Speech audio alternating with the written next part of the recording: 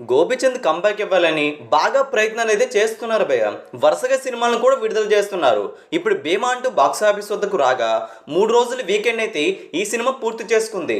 Day 1 box office వద్ద decent టాక్తో ఈ cinema run కాగా సినిమా మాస్ సెంటర్స్లో మాత్రం బీభత్సమే జరిగింది.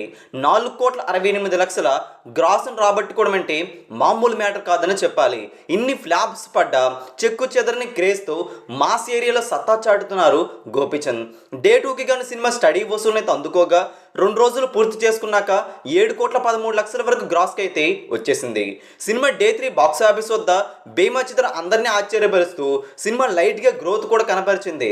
డే 3 బాక్సాఫీస్ వద్ద స్టడీ రన్ అయితే కనపరచడం విశేషం. 2,55,00,000 వరకు గ్రాస్ను అయితే ప్రపంచవ్యాప్తంగా ఈ సినిమా అందుకుంది. సండే రోజున చాలా చోట్ల హౌస్ఫుల్ బోర్డ్స్ అయితే దర్శనమిచ్చాయి. బీసీసీడీ సెంటర్స్లో మాస్ జాతర అయితే జరిగిందని చెప్పాలి. 3 రోజులు ప్రపంచవ్యాప్తంగా ఈ భీమా చిత్రం బాక్సాఫీస్ వద్ద ఎంత రాబట్టింది భయ్ అంటే 9,68,00,000 గ్రాస్ అయితే వచ్చింది. సినిమా 3 రోజులు రాబట్టిన షేర్ ఎంత అంటే 5,20,00,000. సినిమాని 11 కోట్ల వరకు షేర్ టార్గెట్తో అమ్మేశారు. 3 రోజుల రికవరీ 5,20,00,000. సినిమా చాలా బాగానే రికవరీ చేసుకుంది. కానీ మిగతా రోజుల్లో అంటే వర్కింగ్ డేస్లో కూడా సినిమా జోరైతే ఇలానే కొనసాగాలి. అప్పుడే ఈ సినిమా ఇట్టే ఛాన్సులు అయితే కనిపిస్తున్నాయి. ట్రోల్ చేసిన వారికి సరైన సమాధానం అయితే చెప్పినట్లు అవుతుంది. మరి మిగతా రోజుల్లో 6 కోట్ల వరకు షేర్ను ఈ సినిమా రాబట్టగలుగుతుందా లేదా కింద కామెంట్ చేయండి.